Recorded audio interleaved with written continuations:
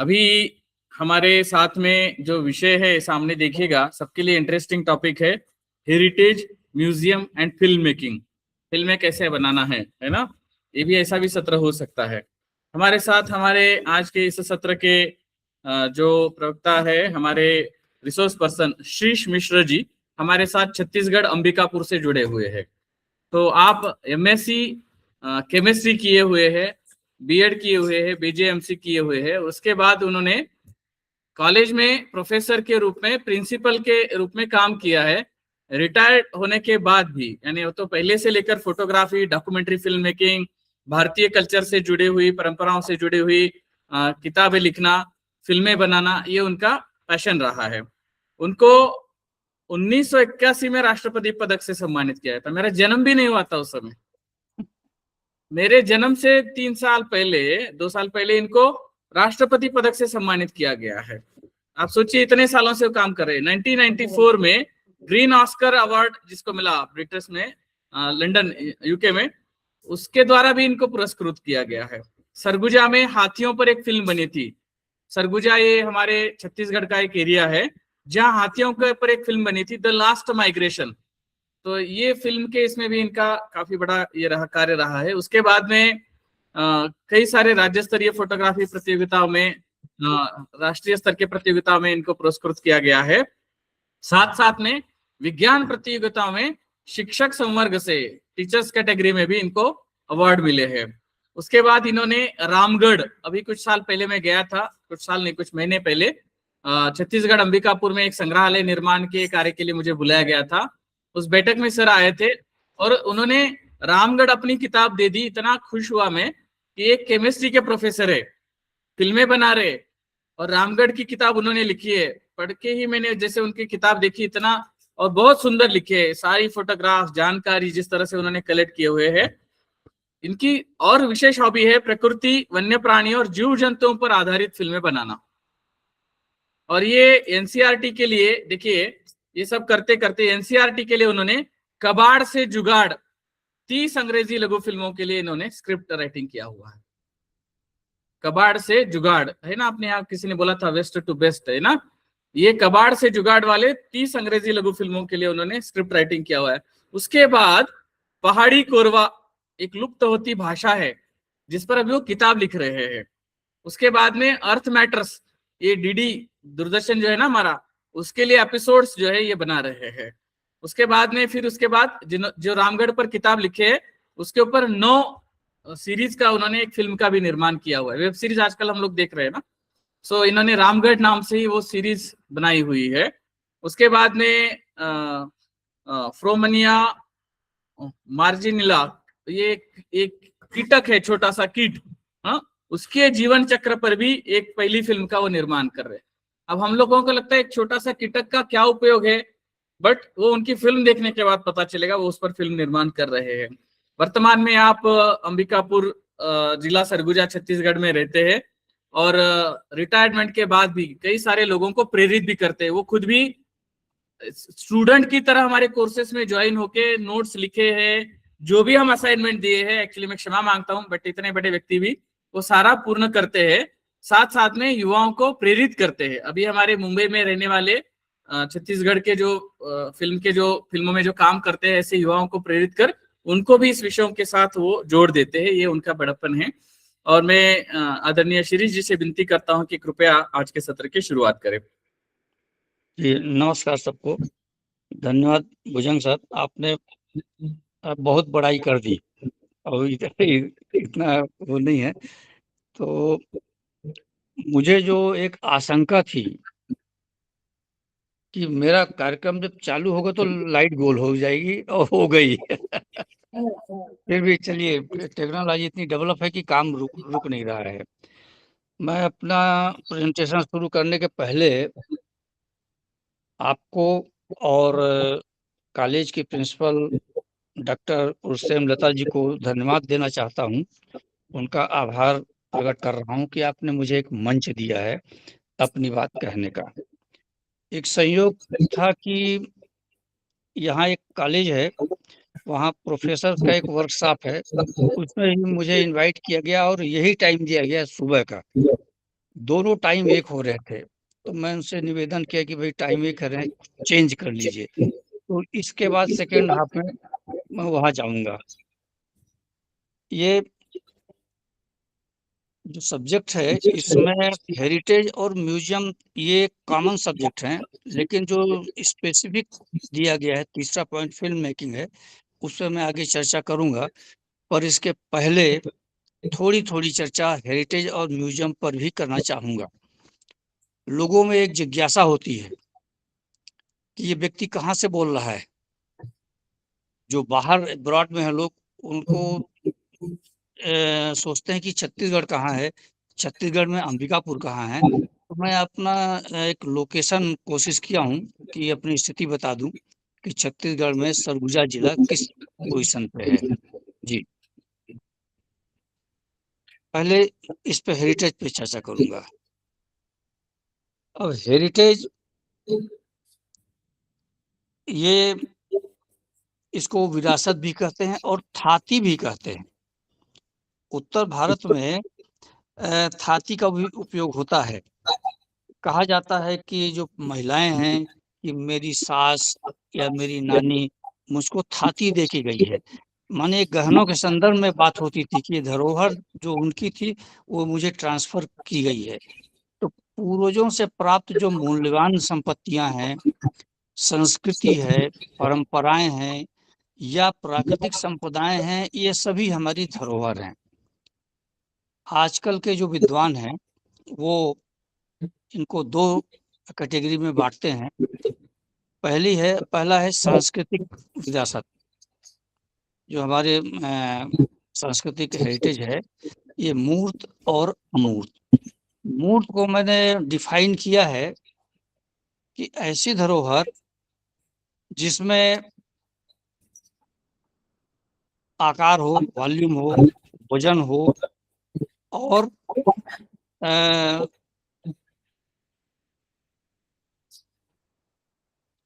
भार हो। तो 3 चीज़ें जो है एक एक्चुअली एक फ़िज़िकल मैटर के लिए काम में आती हैं, जो फ़िज़िकली बनी होती हैं। उनमें 3 चीज़ होती है, उनको मूर्त कहते हैं और मूर्त से ही मूर्ति शब्द आया है। दूसरा है अमूर्त, जिसको हम इंटेंजिबल कहते हैं। अमूर्त का मतलब जिसमें ये चीज़ें ना पाई जाएँ, ना उनमें भार पाई जाए, ना उनका कुछ आकार दिखाई दे, ना उनका कोई जगह घेरने वाला आइटम वॉल्यूम वाली बात हो, यानी जो अदृश्य है लेकिन हैं वो, इसको अमूर्त कहा गया है। तो ये 2 टाइप के हेरिटेज हम लोगों ने बाँटा है और ये सभी विद्वान यही बताते हैं। दूसरा प्रकार है प्राकृतिक संपदा, जो हमारा नेचुरल हेरिटेज है, प्राकृतिक धरोहर, जो यूनेस्को ने 1972 में एक सूचीबद्ध करने का काम शुरू किया था, जो अद्वितीय पारिस्थितिक तंत्र, भूवैज्ञानिक संरचनाएँ, उनका महत्व और प्राकृतिक सुंदरता, ये सब चीज़ें प्राकृतिक धरोहर के अंतर्गत ली गई हैं। नेक्स्ट, इसमें प्राकृतिक धरोहरों के हालाँकि गूगल में जाएँगे तो बहुत से उदाहरण मिलते हैं, पर मैं इंटरनेशनल उदाहरणों के साथ-साथ अपने देश के और छत्तीसगढ़ के विशेषकर, चूँकि यहाँ से मैं रिप्रेज़ेंट कर रहा हूँ, तो छत्तीसगढ़ के बारे में बात करूँगा। इसके पहले थोड़ी-सी अपने देश की धरोहरों के बारे में बात कर लें। ये अरावली पहाड़ी है, इसके अक्षर तो बहुत छोटे हैं। जी, अरावली पहाड़ी ये 2012 में यूनेस्को द्वारा अपनी सूची में शामिल किया गया और ये भूवैज्ञानिक धरोहर है। इसकी जो फैलाव है गुजरात, राजस्थान, हरियाणा से होते हुए दिल्ली तक 670 किलोमीटर लंबी श्रृंखला है और 1.5 अरब प्रोटेरोज़ोइक युग की मानी गई है। प्रोटेरोज़ोइक का मतलब है 2,500 मिलियन से लेकर 500 539 मिलियन के बीच के ये स्ट्रक्चर माने गए हैं, इनकी आयु मानी गई है। यहाँ ग्रेनाइट, संगमरमर, क्वार्ट्ज जैसे कीमती पत्थर खनिज मिलते हैं। और इसी अरावली श्रेणियों के अंतर्गत कुंभलगढ़ का किला जो है वो भी एक हमारी धरोहर, वो इसी के अंतर्गत स्थित है। हड़प्पा कालीन संस्कृतियों के अवशेष भी अरावली पहाड़ियों में मिलते हैं। जी नेक्स्ट।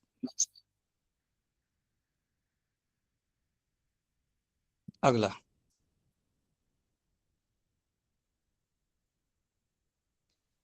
अगला है पश्चिमी घाट। पश्चिमी घाट देखिए पूरा ऊपर से लेकर ये है गुजरात, महाराष्ट्र, गोवा, कर्नाटक, केरल, तमिलनाडु से गुजरने वाला एक पूरा पहाड़ का रेंज है। 1600 किलोमीटर लंबी पर्वत श्रृंखला है और इसे कहते हैं कि हिमालय से भी पुराना है। दुनिया के 8 सबसे समृद्ध जैव विविधता वाले उसमें इनको माना गया है, जिसमें 325 से अधिक वैश्विक स्तर पर संकटग्रस्त प्रजातियों का घर माना गया है। जो हमारे इंडेंजर्ड स्पीसीज इस समय 325 पूरे विश्व में, ये माना जाता है कि ये उनका रहवास है यहाँ पर। और रामायण से भी ये जुड़ा हुआ है, रामायण में इनका उल्लेख आता है। जो ऋष्यमुख पर्वत का उल्लेख आता है, ऋष्यमुख पर्वत के अंतर्गत प्रश्रवण चोटी वाल्मीकि रामायण में इसका उल्लेख आता है। ये चोटियां भी इन्हीं श्रृंखलाओं में है। इन्हीं श्रृंखला में जो मतंग ऋषि का आश्रम था तुंगभद्रा के किनारे, वो भी इसी श्रृंखला के नीचे है। तो ये हमारे रामायण कालीन उससे भी ये धरोहर जुड़ती है। दूसरा है जियो मॉर्फोलॉजिकल हेरिटेज। यह है आंध्र प्रदेश के विशाखापट्टनम और भीमनीपट्टनम के बीच दुर्लभ है। 1500 एकड़ में फैले 26 लाख वर्ष पूर्व समुद्र स्तर में उतार चढ़ाव और अपरदन के कारण बने हुए हैं। ये एर्रामट्टी डिब्लू। सेंट मेरी द्वीप समूह है, एक कर्नाटक में है। ये भी इसका भूवैज्ञानिक महत्व है। 88 मिलियन वर्ष इसकी आयु मानी गई है। और पोस्ट क्रिटेशियस काल यानी 100 से लेकर 66 मिलियन वर्ष के बीच की इसकी आयु मानी गई है। इसकी विशेषता ये है कि इसकी चट्टानें जो हैं वो हेक्सागोनल और खड़ी हुई हैं। तो इस वजह से बहुत आकर्षक और हमारी पुरानी धरोहर के रूप में इसे हम पहचानते हैं। अगला यह है नागा हिल्स, सर्पिलाकार नागा हिल्स। ये भारत म्यांमार पर्वत निर्माण बेल्ट की एक महत्वपूर्ण भूवैज्ञानिक संरचना है, जो विशेष रूप से भारत के नागालैंड में स्थित है। यह टेथियन महासागरीय क्रस्ट और ऊपरी मेंटल का दुर्लभ संरक्षित खंड है, जो अब महाद्वीपीय प्लेट के किनारे आ गया है। इसे राष्ट्रीय भूवैज्ञानिक स्मारक घोषित किया गया है। प्लेट टेक्टोनिक्स को समझने में इसकी महत्वपूर्ण भूमिका है और यूनेस्को के विश्व धरोहर में इसे शामिल किया गया है। जी अगला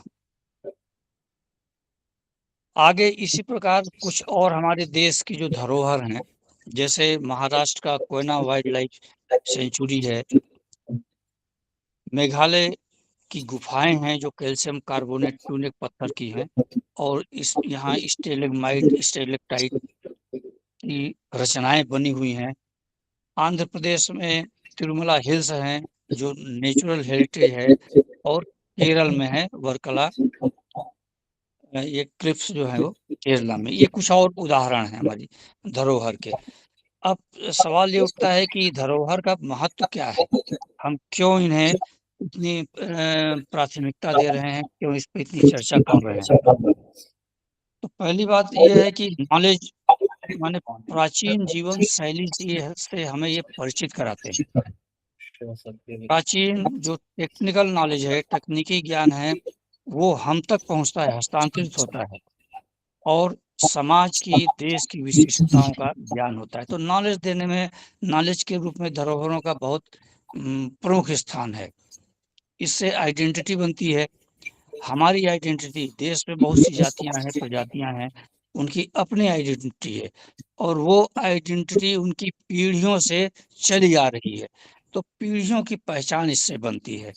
और टूरिज्म के रूप में भी इसका बहुत बड़ा अभी तो कुछ साल क्या आपसे जुड़ने के पहले तक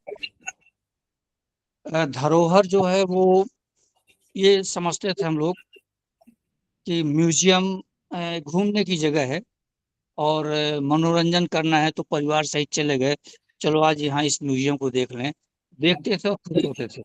लेकिन इस ओर ध्यान नहीं रहता था कि ये हमको शिक्षित भी कर रही हैं अप्रत्यक्ष रूप से, परंतु आपकी मुहिम से सब जुड़े तो ध्यान उधर गया। अरे ये तो शिक्षा का बिल्कुल जीवंत उदाहरण है, धरोहर।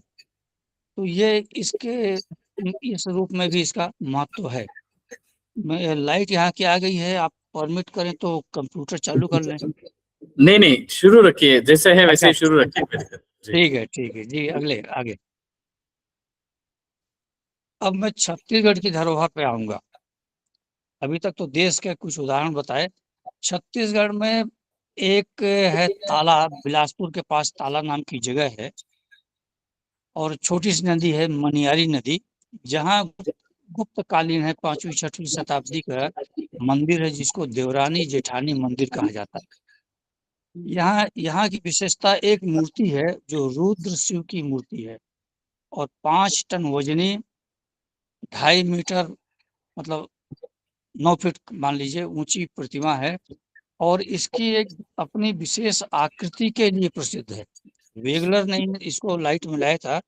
इसकी आकृति में आप देखेंगे फोटो में तो पूरे शरीर में आकृतियां बनी हुई हैं और इन आकृतियों को कहा जाता है कि जो 12 राशियां हैं उनसे संबंधित है।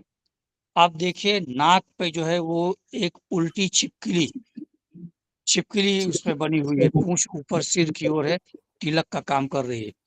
सिर की पगड़ी जो है वो नाग लिपटे हुए हैं। दाएं बाएं कंधों पे 2 मोर बने हुए हैं, मयूर हैं कान की जगह। कान के नीचे जो कुंडल हैं आप ध्यान से देखिए वो कबूतर हैं। वो वक्ष स्थल में 2 पुरुष आकृतियां बनी हुई हैं। पेट भी एक पुरुष आकृति का है। इनका लिंग देखिए वो कछुए का है, कछुए का मुंह है। जंघा में 2 स्त्रियां बनी हुई हैं। इसी टाइप घुटने में भी 2 शेर के चिन्ह बने हुए हैं। उंगलियों में भी चिन्ह बने हुए हैं। यहाँ उंगलियों में सांप के मुंह बने हुए हैं। तो पूरा शरीर इनका कुछ कुछ न कुछ इसमें चित्र वो मूर्तियां बनी हुई हैं और ये बड़ी अद्वितीय मूर्ति है छत्तीसगढ़ की और इसको रुद्र शिव के रूप में फेमस है। अगले स्लाइड। सांस्कृतिक धरोहर में बैगा जनजाति की फोटो आप देख रहे होंगे। यहाँ ये पीवीटी में आती हैं। इनमें गोदना की एक परंपरा है और 8-10 साल की जब बच्ची होती है तो माथे से गोदना स्टार्ट हो जाता है। गोदने का यही पैटर्न है, माथे में यही गोदना बनता है जो एक त्रिपुंड जैसा बीच में दिखाई दे रहा है। और जैसे जैसे उम्र बढ़ती है वैसे वैसे अलग अलग अंगों में गोदना गूंथते जाते हैं। पूरे शरीर में, गले में, छाती में, बाह में, पीठ है, पेट है, जांग है, घुटना है, नीचे पैर की पिंडलियां हैं, हाथ है, हथेली, हर पूरा शरीर इनका गोदने से भरा होता है। तो ये परंपरागत रूप से चली आ रही एक सांस्कृतिक धरोहर है जो बहुत महत्वपूर्ण है और इनके गोदनों में तरह तरह के चित्र होते हैं परंपराओं से चले आते हुए। इसी टाइप एक सोना बाई है, अंबिकापुर के नजदीक में एक गांव है कुटरा। वहाँ की एक रजवार एक जाति है और उनकी स्त्रियां जो रजवार स्त्रियां होती हैं वो बहुत कलापुरी होती हैं, घर को सजाने में बहुत ध्यान देती है। तो मिट्टी से, सफेद मिट्टी जिसको यहाँ छुही बोलते हैं, पुआल जो धान पैडी का जो डंठल होता है उसको मिलाकर पूरे घर को सजाते हैं। ये इनमें प्रचलित है ये चीज।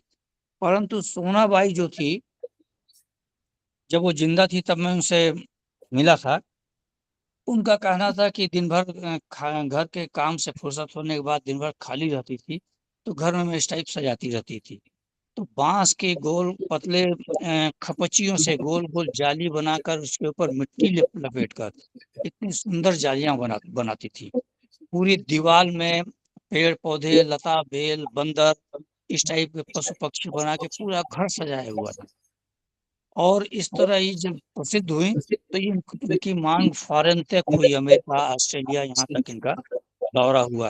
तो अब ये परंपरा व्यापक रूप से छत्तीसगढ़ में फैली हुई है, इनकी कलाकृतियां।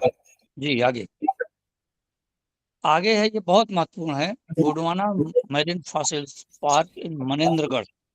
मनेन्द्रगढ़ अंबिकापुर का एडजॉइनिंग जिला है, कोरिया जिला है, उससे बगल में लगा हुआ। एमसीबी इस जिले को बोलते हैं, मनेन्द्रगढ़, चिरमिरी, भरतपुर। 3 स्थान है, तीनों के स्थान को मिलाकर ये एमसीबी जिले का नाम रख दिया गया है। पहले कोरिया जिला था, अंबिकापुर के बगल का जिला, उसको तोड़ के नया जिला बना दिया। यहाँ हसदेव नदी है, और हसदेव नदी में ये इस तरह 290-250 मिलियन वर्ष पुराने फॉसिल्स पाए गए।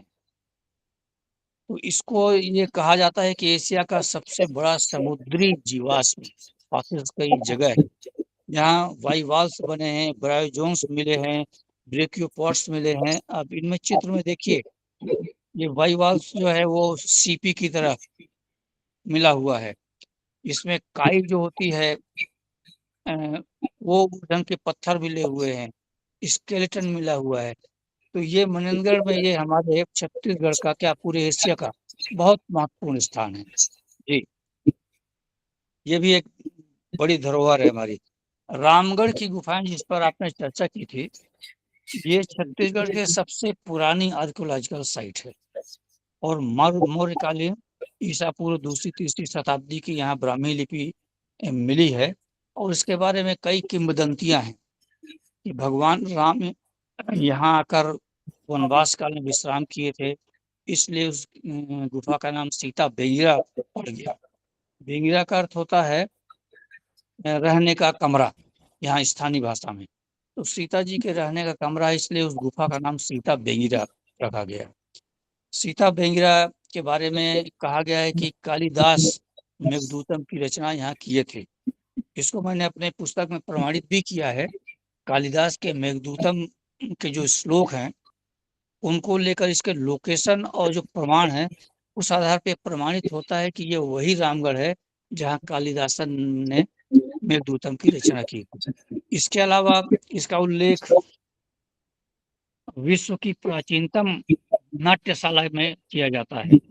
और अभी जो मिल रहे हैं पुरावशेष जो वर्तमान में है, ये बताते हैं कि ये मौर्यकालीन गुफाएं हैं जहाँ ब्राह्मी लिपि वगैरह मिली है।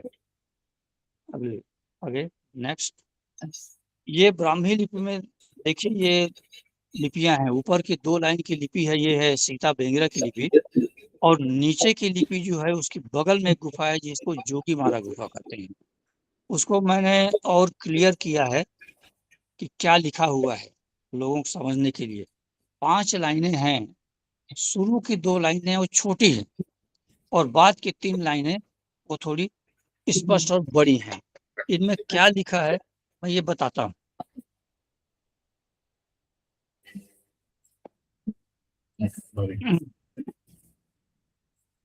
पहली लाइन में जो लिखा है वो है सुतुनुक नम। दूसरी लाइन में है देवदार्शिक की। तीसरी लाइन सुतुनुक नम देवदार्शिक की। चौथा है तम कमैथ वलन सैये, और पांचवा है देव दिने नम लुप दखे। ये इसका जो पुरातत्वविद हैं वो किए हैं, और इस आधार पर यह प्रमाणित होता है कि ये मेघदूतम की रचना स्थली है। जी नेक्स्ट, ये कुछ और धरोहरों के बारे में मैंने इसमें उदाहरण दिया है, जैसे बस्तर की मूर्ति कला, माने धातु शिल्प यहाँ का बड़ा अद्वितीय धातु शिल्प है, और विदेशों तक इसकी डिमांड है। लोहे की कला, बस्तर में लोहे की बहुत सुंदर सुंदर रचनाएं बनाते हैं। ढोलकल के गणेश, देखिए ऊंचाई पहाड़ पर एक गणेश जी विराजित हैं। 3000 फीट की ऊंचाई पर एक छोटी सी चट्टान है दंतेवाड़ा जिला में। वहाँ अ, नागवंशी शासकों के ये गणेश थे, उन्होंने इसे बनवाया था। और कुछ वर्ष पूर्व नक्सलियों ने इन्हें तोड़ के नीचे फेंक दिया था। छत्तीसगढ़ पुरातत्व विभाग ने उन टुकड़ों को बटोरा और बड़ी मेहनत से फिर से आकार दिया है और यहाँ फिर से पूजा चालू है। आगे देखिए काष्ठ शिल्प है बस्तर का। लकड़ी में बहुत अच्छी अच्छी रचनाएं, मूर्तियां, पलंग, सोफा ये सब बनाते हैं। ये बस्तर का दशहरा, ये विश्व का सबसे लंबा त्योहार, 75 दिनों तक 75 डेज तक ये दशहरा मनाया जाता है।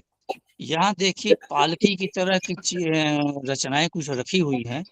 इसको आंगा कहा जाता है वहाँ की भाषा में। आंगा मतलब देवता की पालकी। ये बेल की लकड़ी का बनाते हैं। इसमें ये कहते हैं कि शंकर जी की सवारी है। और जब हर गांव में मिलता है, हर गांव के मंदिर में ये आंगा पाया जाता है। जब कहीं मेला होता है, मड़ई होती है, सम्मेलन होता है, वहाँ हर गांव से पुजारी लोग, 4 लोग, 2 आगे और 2 पीछे, कंधे पर उठाकर देवता को उस जगह लेके जाते हैं। और मैंने देखा है कि जो 4 लोग इसको ढोते हैं वो इतना भारी महसूस करते हैं इस पालकी को, जैसे कोई व्यक्ति भारी चीज को उठा के चलता है और लड़खड़ाता है। चलने में मुश्किल होती है, कभी इधर गिरता है, कभी उधर गिरता है। इतना भार इस पे रहता है। उनका कहना है कि देवता बहुत भारी हैं और उनका भार उठाने में मुश्किल है, इसलिए चलते चलते ये कहीं झोंक में कहीं उधर चले जाते हैं, कहीं दूसरी तरफ चले जाते हैं। ये मैंने खुद देखा है। बगल में एक और देखिए बस्तर आर्ट है। ये वहाँ की तुरही है बेल मेटल की, और उसकी आवाज शंख जैसी होती है। जैसे शंख बजाते हैं उत्तर भारत में, वैसे ही ये लोग बेल मेटल की तुरही बजाते हैं और सेम बिल्कुल वही आवाज आती है।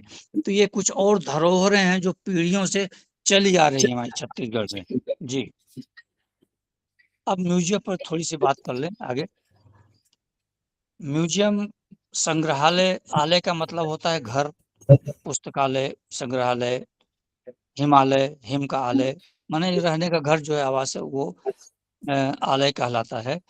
और संग्रहालय स्थापित करने का उद्देश्य है कि हमारी पुरानी धरोहर को संरक्षित करना, उससे शिक्षा प्राप्त करना और शोध कार्य, इन चीजों के लिए संग्रहालय का के उद्देश्य से इनकी स्थापना की गई है। संग्रहालय में है क्या? इतिहास, कला, संस्कृति, विज्ञान, इन धरोहरों को प्रदर्शित करने का स्थान ये माना गया है। संग्रहालय के प्रकार क्या हैं? बहुत से प्रकार हैं। आप देखिए, कला संग्रहालय, इतिहास संग्रहालय, प्राकृतिक संग्रहालय, इतिहास संग्रहालय, विज्ञान प्रौद्योगिकी, विशेष रुचि वाले संग्रहालय। विशेष रुचि वाले माने जैसे टेक्निकल संग्रहालय हैं, लाइफ जैसे संग्रहालय हैं, पुरातत्व वाले हैं, खुले संग्रहालय। खुले संग्रहालय में हम प्रकृति को मान सकते हैं। प्रकृति ही सबसे बड़ा और अनमोल संग्रहालय है। जी, आगे और प्रकृति पे चर्चा हम करेंगे। इसके अलावा छत्तीसगढ़ के माने देश के और छत्तीसगढ़ के कुछ संग्रहालयों का जिक्र मैंने किया है। जो कला और संस्कृति संग्रहालय है, इसमें नेशनल गैलरी है दिल्ली की, हैदराबाद का सालार जंग है, इंडियन म्यूजियम, ये सब जो है हमारे देश के कला और संस्कृति के संग्रहालय हैं। इसी प्रकार विज्ञान संग्रहालय है। यहाँ वैज्ञानिक सिद्धांत, तकनीकी अ, आविष्कारों को, इन सब चीजों का जो प्रदर्शन किया जाता है। जैसे साइंस सेंटर दिल्ली है, नेहरू साइंस सेंटर बेंगलुरु है, साइंस सिटी कोलकाता है। ये सब कुछ संग्रहालय हैं जो विज्ञान के, और भी हैं जिनका उल्लेख मैंने नहीं किया है। पुरातत्व संग्रहालय में यहाँ पर नीचे जो मंदिर है, ये उड़ीसा के मंदिर हैं। इसको छोड़कर जो ऊपर आपको बाकी और चित्र देख रहे हैं, एक पत्थर पे एक लिपि लिखी हुई है। मैं आपको भुजंग सर को भेजा भी था कि ये कौन सी लिपि है, इसको थोड़ा आइडेंटिफाई करें। मैं ऐसे ही जंगल में घूमते हुए कुछ मंदिरों के अवशेष मिले थे, वहाँ बारीकी से देख रहा था। लोग आते जाते हैं, पूजा होती रहती है। तो एक पत्थर में ये लिपि मिली मुझे। इस लिपि को संरक्षित करने के लिए कमिश्नर सरगुजा डिवीजन और पुरातत्व छत्तीसगढ़ शासन को पत्र भी लिखा कि इसको उठा के संग्रहालय में रखा जाए। तो ये इसको बाद में पढ़ा गया है। इसमें लिखा है परलोक चंड, ये 6 अक्षर हैं, ये लिखा गया है।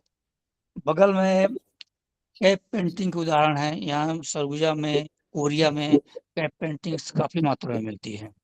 और बाकी ये अ, जो सिरपुर है यहाँ का प्रसिद्ध बौद्ध स्थल है, ये वहाँ के वो है, चित्र हैं। आगे छत्तीसगढ़ के कुछ इंडोर स्टेडियम, जो मुख्य इंडोर स्टेडियम है, इसमें पहला है शहीद वीर नारायण सिंह संग्रहालय। ये नवा रायपुर, इसको नया रायपुर भी बोलते हैं। वहाँ बिंझवार जनजाति थी है एक, जो स्वतंत्रता संग्राम सेनानी थे, वीर नारायण सिंह। इनकी स्मृति में 10 एकड़ में और 14 गैलरीज हैं, 650 मूर्तियां हैं और 14 प्रमुख जनजातियों पर आधारित ये संग्रहालय बनाया गया है। ये वास्तव में केंद्र सरकार की योजना है और फ्रीडम फाइटर्स लोगों पर आधारित है। कौन कौन स्वतंत्रता सेनानी थे, किन लोगों ने इसमें भाग लिया, कौन कौन जांचे, तो उनकी मूर्तियां उस एक्शन में बनाई गई। तो बहुत अच्छा ये संग्रहालय बना है जी। ये महंत घासीदास संग्रहालय, ये छत्तीसगढ़ क्या देश का के सबसे पुराने संग्रहालयों में एक है। ये 1875 में इसकी स्थापना हुई थी और रायपुर में है और इस छत्तीसगढ़ का प्रमुख संग्रहालय। दूसरा है पुरखौती मुक्तांगन। पुरखौती मुक्तांगन भी जनजातीय कल्चर पे बनाया गया ये संग्रहालय है। इसका उद्घाटन हमारे पूर्व राष्ट्रपति अब्दुल कलाम जी 2006 में किए थे। 60 एकड़ में इसका फैलाव है और जनजातियों के लाइफ स्टाइल पे पूरा संग्रहालय बनाया गया है। आगे ये कुछ और उदाहरण है। महाकौशल कला वीथिका, ये महंत घासीदास का प्रारंभिक रूप है। सबसे पहले ये हेक्सागोनल बिल्डिंग है जो प्राचीन है, अब तो पुरानी हो गई इसलिए नया संग्रहालय बन गया है और इस समय ये आर्ट गैलरी के रूप में इसका यूज हो रहा है। बाकी जगदलपुर में भी है एंथ्रोपोलॉजिकल जर्नल म्यूजियम है, जहाँ बस्तर की जनजातियों पर आधारित पूरा म्यूजियम बनाया गया है जी। अब कुछ आउटडोर उसके बारे में अपन बात कर लें। आउटडोर संग्रहालय जो हम प्रकृति पे खुले में पड़े हैं संग्रहालय, रामगढ़ की चर्चा मैंने की थी। रामगढ़ एक पहाड़ दिख रहा है और इस पहाड़ में ये 2 गुफाएं हैं। राइट साइड में एक ये सीता बेंगरा है, उसके नीचे ये जोगी मारा है। यहाँ पाषाण कालीन औजार भी पाए गए हैं।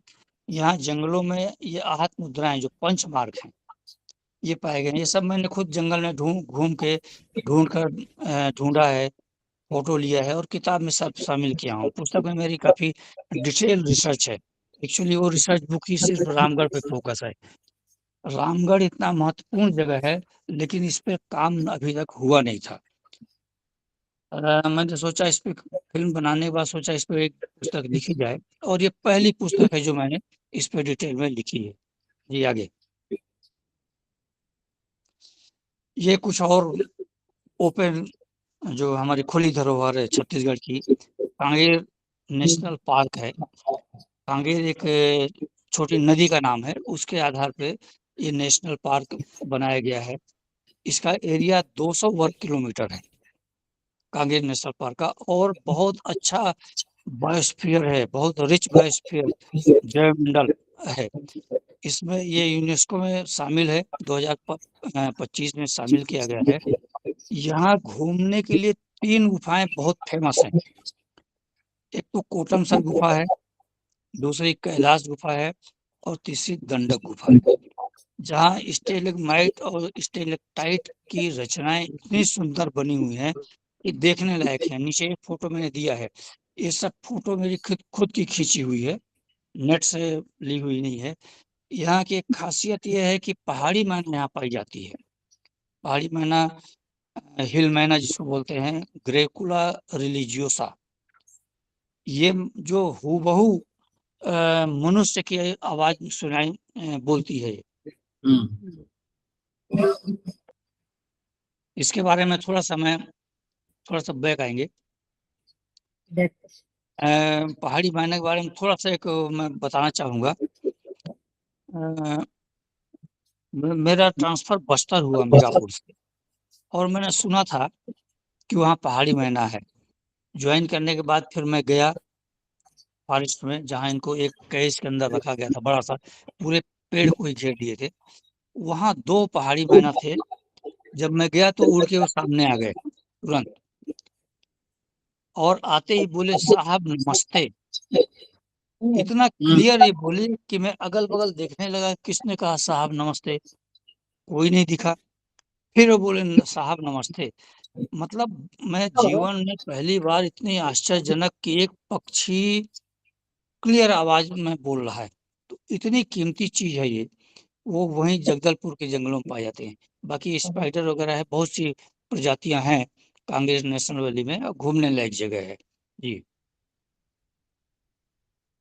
एक धरोहर है हमारे दंतेवाड़ा जिला में, गामावाड़ा नाम की जगह है, जहाँ ट्राइबल्स जो है उनमें वो है कि अपनी समाधि में एक पत्थर खड़ा गाड़ देते हैं, और इस पूरे कैंपस में ढेर सारे समाधियों के ऊपर पत्थर गड़े हुए हैं। ये पुरातत्व विभाग द्वारा संरक्षित हैं। जो प्रधान मुखिया टाइप के लोग होते थे, उनके स्मारक पे चित्र भी बना दिए गए हैं। तो ये प्राचीन परंपरा से चला आ रहा है, और अभी ये संरक्षित स्मारक है। नीचे देखिए कक्का भाट, ये रायपुर से करीब 100 सवा 100 किलोमीटर दूर है, बालोद जिला है। यहाँ मेगालिथिक एज के समय के बड़े-बड़े पत्थर, वही जो मृतक स्तंभ हम जिसको बोले, समाधि के ऊपर रखे हुए हैं। और ये कहा गया, हालाँकि अब तो नहीं है, 5000 वर्ष पूर्व के स्तंभ है, और 5000 से अधिक संख्या में इसका उल्लेख किया गया है कि ये पूरे क्षेत्र में फैले हुए थे। लेकिन चूँकि पत्थर थे, तो लोग जानकारी के अभाव में तोड़ के कोई भवन बना लिया, कोई रोड बना लिया, ठेकेदारों ने इसे नष्ट कर दिया है। 2-4 बचे हुए हैं जो अब संरक्षित हैं। ये कितनी पुरानी धरोहर है हमारी। और कुछ उदाहरण हैं छत्तीसगढ़ के। 3000 से अधिक प्रजातियाँ हैं, 44% से अधिक वन क्षेत्र है हमारे छत्तीसगढ़ में। माने ये बहुत अमूल्य धरोहर है। बीजापुर जो छत्तीसगढ़ का दक्षिणी जिला है, वहाँ इंद्रावती राष्ट्रीय उद्यान है। गुरु घासीदास उद्यान कोरिया जिले से लगा हुआ है। अचानक मार्ग सेंचुरी मध्य छत्तीसगढ़ में है। और यहाँ की ट्राइबल कल्चर, उनकी चिकित्सा, उनकी विधि, उनके गहने, उनके खेती के औजार, तेल निकालने के औजार, धान कूटने के औजार, ये सब परंपराएं आज भी छत्तीसगढ़ में जीवित हैं। अब मैं आता हूँ जो मेन सब्जेक्ट है, फिल्म मेकिंग पे। जी, आगे।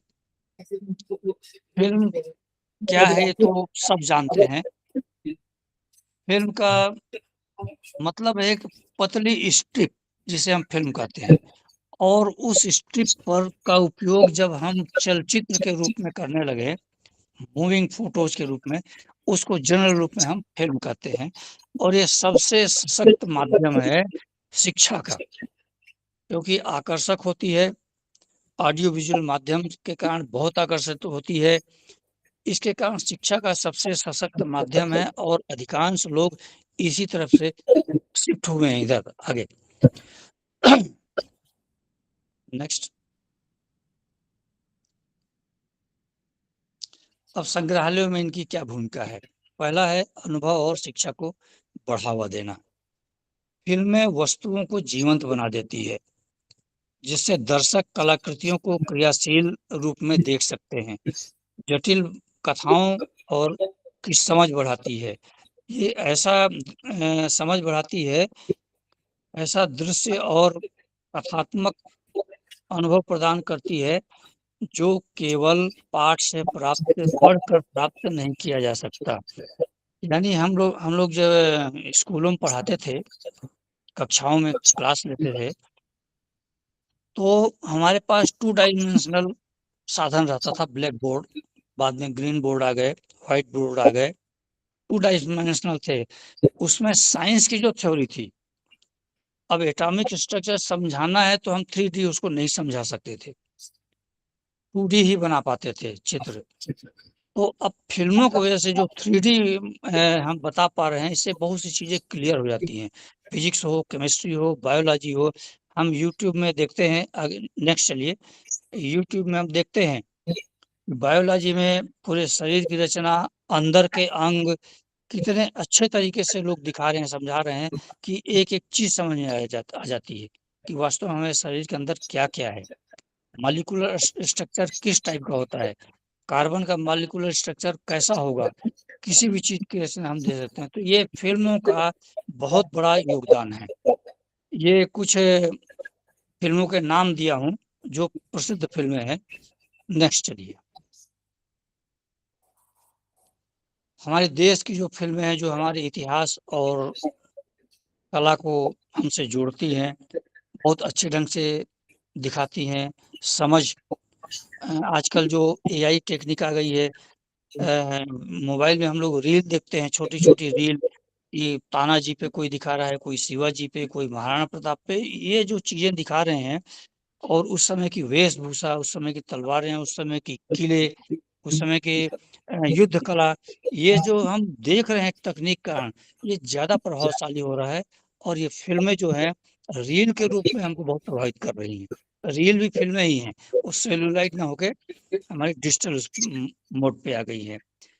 कलाकृतियों को प्रासंगिक बनाना, मतलब हम जो चाहते हैं कलाकृति को उस रूप में देख सकते हैं, इससे दर्शक में एक गहरी समझ पैदा होती है। कलाकृति में वीआर टेक्नोलॉजी, मतलब वर्चुअल रियलिटी, यानी जो गेम्स आजकल बच्चे खेल रहे हैं, कि उस गेम्स में वो खुद इन्वॉल्व हो जाते हैं और लगता है कि वहीं पहुंच गए हैं, खेल रहे हैं।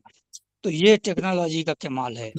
एआर टेक्नोलॉजी जो है, संवर्धित वास्तविकता, हम किसी भवन को दिखा रहे हैं और उसमें डिजिटली उसमें कुछ और मॉडिफिकेशन कर दिए और सुंदर बना दिए, तो ये एआर टेक्निक से कर सकते हैं।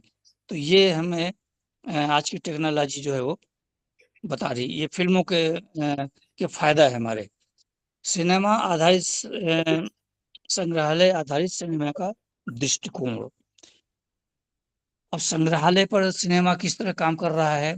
सामाजिक चेतना पैदा करने के लिए, दीर्घाओं के भीतर फ़िल्मों का प्रदर्शन करने के लिए, और दर्शकों को कला आदि से जोड़ने के लिए, किसी विषय के लोकाचार, इतिहास या भविष्य को समझने के लिए प्रोत्साहित करता है।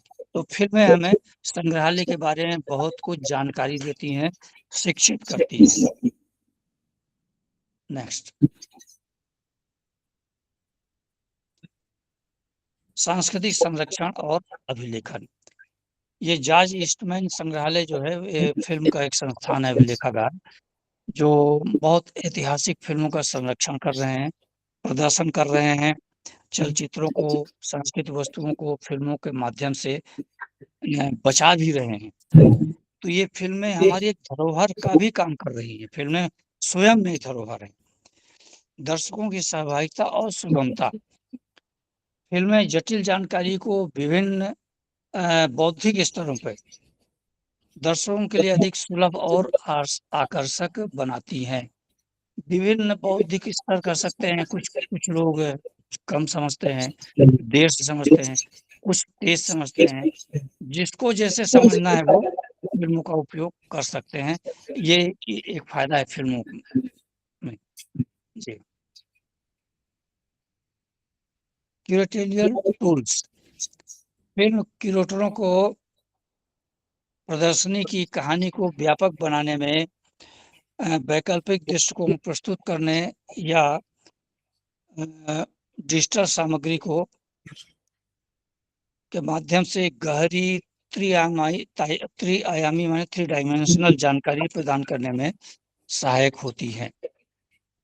आजकल लगातार चलने वाली जो रील्स हैं, कुछ सेकंड की, कुछ मिनट की रील्स हैं, वो बहुत आकर्षक फिल्म, उस फिल्म को नहीं लेकिन रील्स इसीलिए कहा जा रहा है कि फिल्म का उसमें यूज नहीं हो रहा है। तो रील्स भी जो है वो इतनी आकर्षक लोग बना रहे हैं एआई के माध्यम से कि किसी भी चीज को समझाने में बहुत आसानी से समझाती हैं और दर्शक के ऊपर गहरा प्रभाव डालती हैं। इसी टाइप संग्रहालयों में फिल्मों का प्रदर्शन साधारण प्रक्षेपणों के माध्यम से परिष्कृत विकसित होकर परिष्कृत होकर आता है। यानी फिल्मों के माध्यम से हम उसको प्रोजेक्टर के माध्यम से भी दिखाते हैं। जी आगे नेक्स्ट।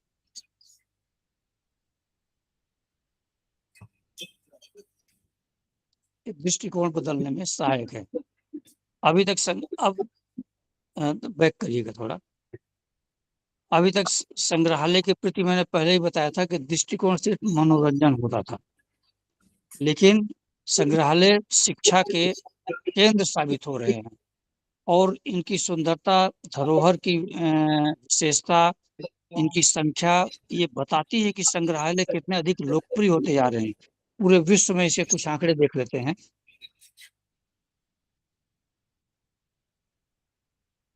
ये कुछ आंकड़े हैं, देखिए। विश्व स्तर के संग्रहालय हैं और 2025 तक कितने लोग इसको देख चुके हैं, पर्यटकों की संख्या ये निरंतर बढ़ती जा रही है। तो ये एक बहुत सकारात्मक दिशा में प्रयास जा रहा है, शिक्षा की दिशा में। आखिर इतने लोग क्यों आ रहे हैं? यदि उपयोगी नहीं होता और हम अपने इतिहास को समझने में सहायक नहीं होते संग्रहालय, तो लोग आते ही नहीं। एक बार जो जाता दोबारा आता ही नहीं, दूसरे को बोलता अरे कुछ नहीं है वहाँ। लेकिन लगातार जो ये चीजें बढ़ती जा रही हैं पूरे विश्व में, ये इसकी लोकप्रियता और इसकी जो उपादेयता है जिसे कहें, वो लगातार बढ़ रहा है। हमारे भारत में भी इस टाइप कुछ संग्रहालय हैं जिसमें दर्शकों की संख्या में दिया हूँ। महंत घासीदास में 44,000 के लगभग हर वर्ष दर्शक आते हैं। तो ये पर्यटकों की संख्या निरंतर बढ़ती जा रही है। जी आगे। अब है हर हाथ में कैमरा। अब हम आते हैं फिल्म मेकिंग के सेक्टर में। अ, सामान्य रूप से हम लोग जब बाहर घूमने जाते हैं, ज्यादातर जैसे पहाड़ों में जाते हैं, नॉर्थ में गए या साउथ में गए तो मंदिरों में जाते हैं, तो हर व्यक्ति जिसके हाथ में मोबाइल है वो सेल्फी लेगा, अपने दोस्तों की सेल्फी लेगा, उस स्थान की सेल्फी लेगा, अच्छे अच्छे सीन की सेल्फी लेगा और उसको सेंड कर देगा और बोलेगा लाइक करिए। लोग पसंद आता है तो लाइक भी करते हैं, फॉलो करते हैं। मतलब अब हम अपना दृष्टिकोण कमरे के अंदर से व्यापक करते हुए अब पूरे नेचर पे जाएं। नेचर हमारे एक धरोहर है और बड़ा बहुत विशाल संग्रहालय है। अब उस ओर हम जाते हैं। नेक्स्ट। अब हमको क्या है, अपना फोकस थोड़ा सा, जो पर्यटक हैं ये फोकस चेंज करें। हम जो फोटो खींचते हैं तो जनरल सीन खींच के और उसमें फिल्मी गाना डाल देते हैं, बहुत अच्छे अच्छे गाने, लोग देखते भी हैं। थोड़ा सा उससे अगर फोकस शिफ्ट करें और वहाँ की खास चीजों के ऊपर फोकस करें। क्या विशेषता है, कोई नदी है तो क्या विशेषता है, पहाड़ है तो क्या विशेषता है, उसकी ज्योग्राफिकल स्थिति क्या है, उसका इतिहास क्या है पहाड़ का, कुछ खास तरह की चट्टानें हैं क्या, कुछ खास जीव जंतु वहाँ मिलते हैं क्या, कुछ मॉन्यूमेंट्स खास है क्या उस एरिया में, मॉन्यूमेंट्स हैं तो उसमें ऐसी कौन सी चित्रकारी है। यानी हम खासियत यही ढूंढें और उसको फोकस करके फिर सेंड करें दोस्तों को। उससे हमको एक शिक्षा मिलेगी, तो हमको अपना फोकस थोड़ा एक पर्यटक से हटाकर एजुकेशन की ओर ले जाना होगा। अब ये होता है कि कैमरा तो सबके पास है, लेकिन अच्छी फिल्म कैसे बनाएं। हम फोटो खींचना चाहते हैं कि अच्छी फिल्म आए, तो आगे चलिए, इसके बारे में कुछ रूल्स हैं। नेक्स्ट। हम्म। अच्छी फोटोग्राफी करने के कुछ रूल्स तो नहीं कहूँगा, गाइडलाइंस है। इसमें पहला है रूल ऑफ थर्ड। आप जब फोटो खींचते हैं तो पूरे फ्रेम को जो आपको दिख रहा है उसको 3 भागों में डिवाइड कर लीजिए। आपके कैमरे में ये सिस्टम, मोबाइल है उसमें भी दिया रहता है आजकल, और कैमरों में भी रहता है, ग्रिड सिस्टम रहता है। उसको ऑन कर लीजिए, आपको 3 लाइनों की ग्रिड मिल जाएगी। इसमें जो मेन सब्जेक्ट है उसको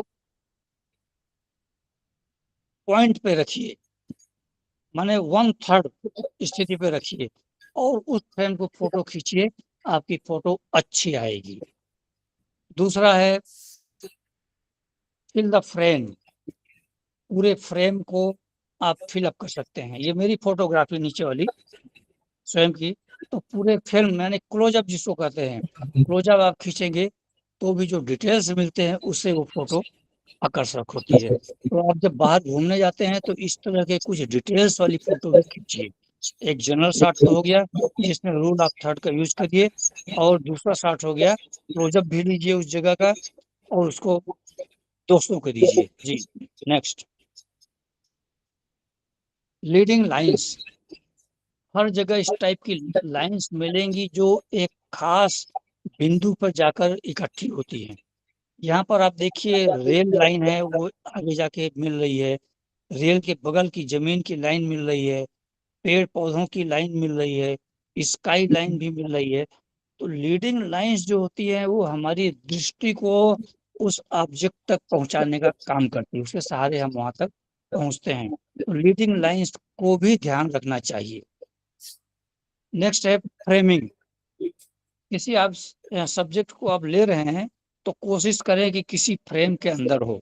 जैसे यहाँ पर समुद्र में वो बिल्डिंग दिख रही है, सिर्फ बिल्डिंग लेते तो कुछ कम अच्छी होती है, लेकिन एक फ्रेम के अंदर दरवाजे दरवाजे का फ्रेम है, उसके अंदर लिए हैं तो अच्छी दिखेगी। खिड़की की फ्रेम का यूज कर सकते हैं। नेक्स्ट, नेचुरल, उसमें जो है उसमें नेचर का भी फ्रेम बना सकते हैं आप। रूल ऑफ आर्ट्स, 8 नंबर में फोटो खींचिए, 3, 5 इस टाइप खींचेंगे तो ज्यादा इफेक्टिव होगी। नेगेटिव स्पेस, देखिए इस फोटो में ये जो व्यक्ति खड़ा है ये रूल रूल ऑफ थर्ड का फॉलो कर रहा है। 1/3 में फोटो है जिसने फोटो खींचा है, बाकी जगह स्पेस जो है वो खाली है। तो खाली स्पेस को भी अपने फ्रेम में रखिए। खाली फ्रेम में एक चीज और ध्यान दीजिए, कि जो लाल रंग का शर्ट पहन के व्यक्ति खड़ा है और खाली जगह में दूर एक बादल के की फोटो है। बादल की छोटी फोटो जो है पूरे फ्रेम को बैलेंस करने का काम कर रही है। तो जब आप फ्रेमवर्क करते हैं तो रूल ऑफ थर्ड का यूज करिए, लेकिन दूसरी तरफ जो खाली स्पेस है वहाँ कोई भी छोटा ऑब्जेक्ट तलाशिए, या ऐसा एंगल लीजिए कि कोई चीज कवर हो जाए और फोटो खींचेंगे तो वो फोटो फ्रेम बैलेंस होगा।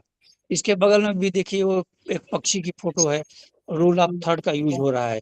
इसे ज्वाइन जो लाइन मिलने की जगह है वहां पर उस पक्षी का है, बाकी खाली जगह है वो एम्प्टी खाली जगह है, तो ये फोटो भी अच्छी है। जी, आगे इसमें है गोल्डन आवर। अब फोटो हम लोग खींचते हैं तो कब खींचना चाहिए इस चीज का ध्यान रखना चाहिए। एक्चुअली कलर जो होता है, जो फिल्मों की बात कर रहा हूँ मैं, आजकल तो डिजिटल कैमरे हैं और बहुत सुविधाएं हैं, ऑटोमेटिक चीजें हैं, लेकिन पहले जब फिल्में अ, बनती थी, सेलुलाइट फिल्में, तो उनमें कलर के लिए टेम्परेचर बहुत महत्वपूर्ण होता था। और टेम्परेचर ये था कि सूर्योदय के से लेकर 3-4 बजे, 3-4 घंटे, 10, 10:30 बजे तक, और दोपहर के बाद 3 बजे के बाद सूर्यास्त तक, इस समय लाइट का टेम्परेचर सुटेबल होता है। और उस समय फोटो खींचना चाहिए। खड़ी दोपहर में आप फोटो खींचेंगे तो कलर अच्छे नहीं आते थे। ये उन कैमरों की बात कर रहा हूँ, फिल्मों की बात। आजकल तो ऑटोमेटिक एडजस्ट कर लेता है मोबाइल। तो अब इसमें पहले जो यूज होता था वो केल्विन में 5000 से 5600 केल्विन जो है ये नेचुरल कलर का टेम्परेचर होता है। इस टेम्परेचर पर कलर जो है नेचुरल होते हैं। और शाम का जो है वार्मर सीन माने सनसेट के समय, इस समय जो टेम्परेचर होता है 2000 से 3500। कूल टोन्स जो है साढ़े 6000 से 10,000 केल्विन। तो ये टेम्परेचर उस समय ध्यान रखा जाता था इस चीज का। जी आगे, ये कुछ मेरी फोटो हैं जो फ्रंट लाइट माने ऑब्जेक्ट जो है सब्जेक्ट है उसके सामने से फोटो लाइट पड़ेगी तो फोटो अच्छी आएगी। इसे पक्षी में देखिए सामने से पड़ रही है। ये ड्रैगन फ्लाई में भी सामने से लाइट पड़ रही है। ये मधुमक्खी है वो शहद लेके जा रही थी, फोटो मैंने एक पोज की थी। ये ठंड के समय की फोटो है। तो ठंड के समय टेम्परेचर बहुत अच्छा रहता है और फ्रंट लाइट का यूज किया हूँ, ये फोटो अच्छी आई है। जी नेक्स्ट, ये कुछ फोटो हैं जिसमें हम रूल तोड़ के फोटोग्राफी किए हैं। जो रूल्स हैं, जो गाइडलाइंस है, ये बताने के लिए कि इसके बिना भी अच्छी फोटो आती हैं। गाइडलाइंस है, फॉलो करेंगे तो फोटो अच्छी आएंगी, लेकिन इसके अलावा भी फोटो अच्छी खींच सकते हैं। ये मेन पार्ट का सीन है बरसात का समय का। इसमें ना फ्रंट लाइट है ना रूल ऑफ थर्ड का यूज है, कुछ नहीं है, एक जनरल सीन है। फ्रेमवर्क है इसमें। इसमें सबसे महत्वपूर्ण है फ्रेमवर्क। आप ऑब्जेक्ट का फ्रेम ऐसा सेलेक्ट करिए कि अच्छा दिखे। दूसरी फोटो देखिए, इसमें फ्रंट लाइट नहीं है, जानवर चल रहे हैं, ट्रैक्टर पे किसान अपनी फसल लाद रहा है। ये भी फ्रंट लाइट नहीं, बैक लाइट है। ये भी फोटो अच्छी आई है। सवाल यह है कि कंपोजिशन, आप अपने फ्रेम कंपोजिशन में कितना हिस्सा आसमान को दिए हैं, कितना हिस्सा जमीन को दिए हैं, इससे आपकी लाइट जो है वो मैनेज होती है। तीसरा देखिए स्पाइडर, इसमें भी फ्रंट लाइट नहीं है और ना रूल ऑफ थर्ड का यूज है, लगभग बीच में है। इसमें बैक लाइट है, पीछे बैकग्राउंड भी ब्राइट है, फिर भी ये फोटो अच्छी है। नीचे एक फॉल है, वाटरफॉल, इसमें लाइट का कॉन्सेप्ट नहीं है, न रूल ऑफ थर्ड का कॉन्सेप्ट है। यहाँ पर सिर्फ शटर स्पीड का कॉन्सेप्ट है। शटर स्पीड स्लो करके हम जो पानी गिर रहा है उसको इतना स्लो कर दिए शटर स्पीड को कि वो बिल्कुल एक कंटिन्यूअस धार बन गई है। लेकिन अब सवाल यहाँ पर ये उठता है कि जब आप शटर स्पीड डाउन करेंगे, जनरल जो शटर स्पीड होती है 125 होती है, लेकिन जब शटर स्पीड आप 15 कर देंगे, 1/15, 1/10, तो आप हाथ से फोटो नहीं खींच सकते। तो जरा भी हिलेगा तो ये फोटो ब्लर हो जाएगी। कैमरा हिलना नहीं चाहिए, तो इसके लिए आपको ट्राइपॉड की जरूरत पड़ेगी। बहुत एक्सपर्ट हैं, जब भी मैं इसको हाथ से खींचा हूँ, बहुत एक्सपर्ट हैं आप। तो हाथ को कहीं किसी चट्टान में टिकाकर या कहीं टिकाकर फोटो खींचे, कैमरा नहीं हिलेगा, फोटो अच्छी आएगी। तो यहाँ पर रूल्स का यूज नहीं हुआ है। ये पोर्ट्रेट है, पोर्ट्रेट में भी बीचों बीच फोटो है, रूल ऑफ थर्ड का यूज नहीं है, फ्रंट लाइट का यूज नहीं है, डिफ्यूज लाइट है ये। तो ये भी अच्छी दिख रही है। ये मधुमक्खी भी सेंटर में फोटो अच्छी दिख रही है।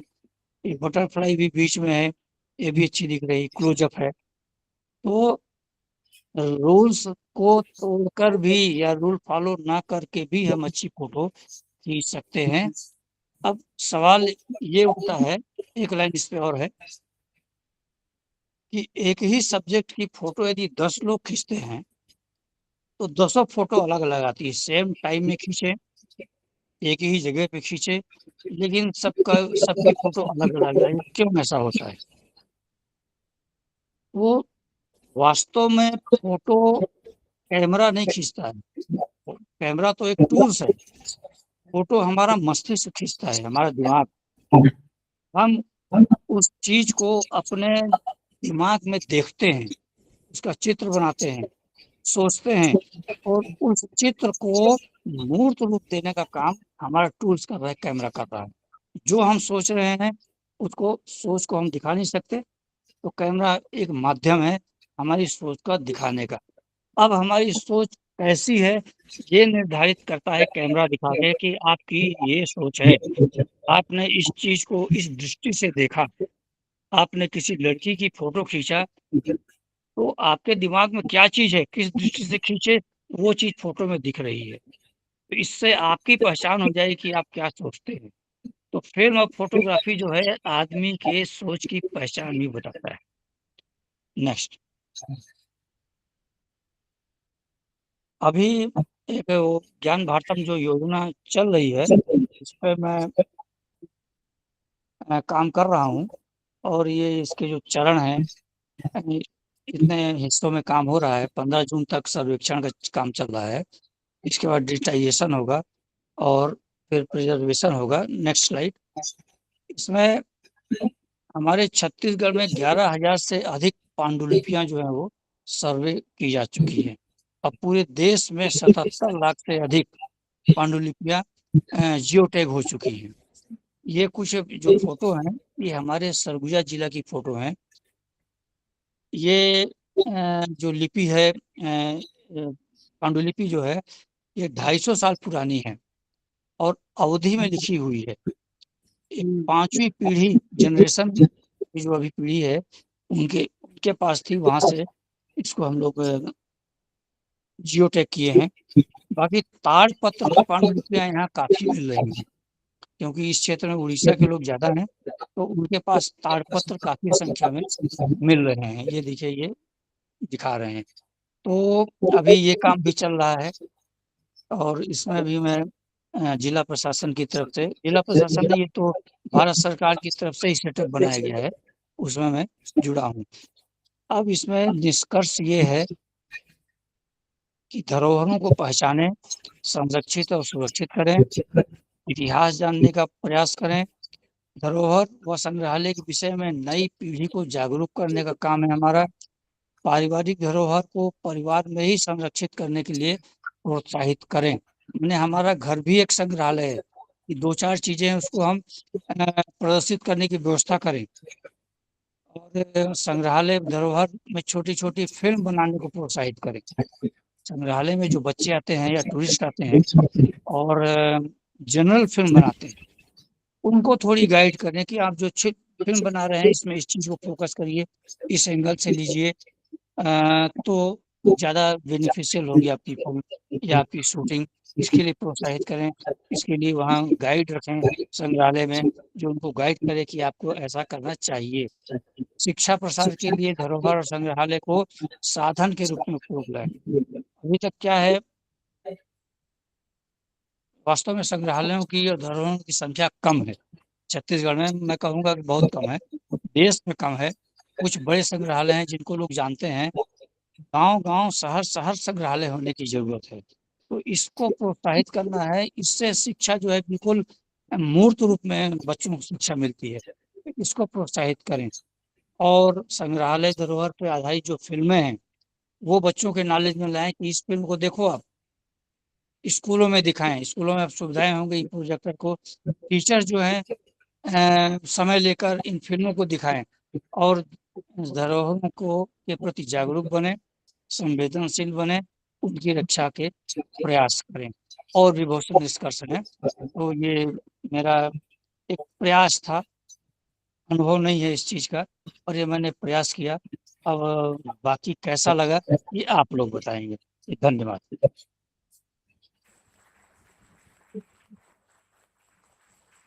बहुत बहुत धन्यवाद सर, आपका बहुत आभार। जी, धन्यवाद। में आपने जो विषय बताया, अंतिम वाला जो आपका वाक्य था कि प्राकृतिक धरोहर जो है हमारी, उसको समझे, उसके प्रति संवेदनशील बने, और ये संवेदनशीलता निर्माण रखने के लिए अभी जो दिख रही प्राकृतिक धरोहर है उसको अच्छे से फोटोग्राफी करके, शूट करके, फिल्मों के द्वारा जागरूकता निर्माण की जा सकती है। ये आपका मैसेज जो है ये हम सभी के लिए बड़ा मायने रखता है, क्योंकि अभी हम ऐसी धरती पर बैठे हैं जहाँ की प्राकृतिक धरोहर अभी तो बड़ी सुंदर है, हिमाचल प्रदेश का ये कुल्लू जी जिला जो है। तो आपका विनम्रता पूर्वक आभार, आप इतना मन से दिल से सभी को जुड़े हुए हैं, कार्य कर रहे हैं।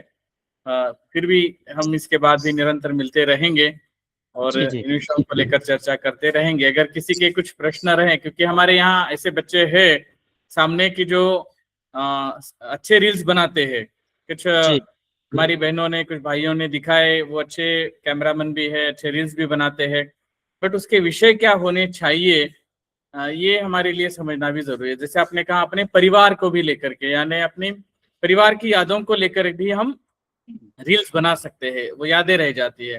पहले हम जी शादी में एल्बम्स बनाते थे, अब बड़ी बड़े करिश्मा एल्बम्स बन रहे। हम अभी मगर अभी तो उसकी भी जरूरत नहीं है, क्योंकि अभी डिजिटाइजेशन, डिजिटल के जमाने में ये कर रहे हैं। और आपने लास्ट में जिन पांडुलिपियों के संरक्षण को लेकर ज्ञान भारतम मिशन की बात की, जहां कैमरा का क्लिक किस लिए किया जा रहा है, तो हमारे ज्ञान को संरक्षित करने के लिए। जी तो एक क्लिक का भी पैसा है उसमें, बट ये क्लिक क्या है वो बच्चों को समझना चाहिए, उसके पीछे का ज्ञान क्या है उसको भी समझना चाहिए। और अभी तक ऐसे हम हेरिटेज फाउंडेशन के द्वारा 8.5 क्लिक कर चुके हैं सिर्फ अच्छा पांडुलिपि को लेकर के। इससे ज्यादा जो है और कुछ कहने यानी आपका ज्ञान और आपके इसके सामने हम नतमस्तक होते जी हैं, आपको भी विनम्र वंदन करते हैं। फिर हम मिलेंगे जैसे भी, जब भी मौका मिलेगा। जी फिर से एक बार धन्यवाद। नमस्कार, सबको नमस्कार। सभी के लिए अभी भोजन का अवकाश है, बट उसके पहले कुछ बात करेंगे और फिर हम भोजन के लिए चलेंगे। जी धन्यवाद।